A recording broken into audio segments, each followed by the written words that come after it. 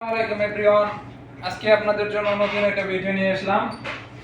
তো ভিডিওটা আমরা শুরু করব অজগর একটা সাপ দিয়ে।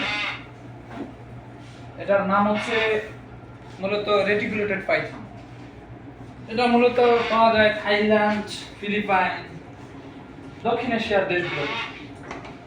আপনারা শুনে থাকবেন যে প্রত্যেক বছরই দুর্ঘটনা ঘটে, সাপের কবলে পড়ে মানুষ মারা যায়, সাপের পেটে চলে যায়।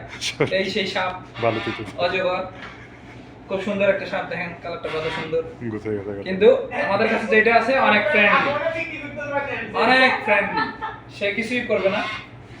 দেখেন কত সুন্দরভাবে মিশে যাচ্ছে, দেখেন। এটা আপনারা দেখতে পাবেন, চলে আসুন সৌদি আরব, রিয়াদ আর মুরুস।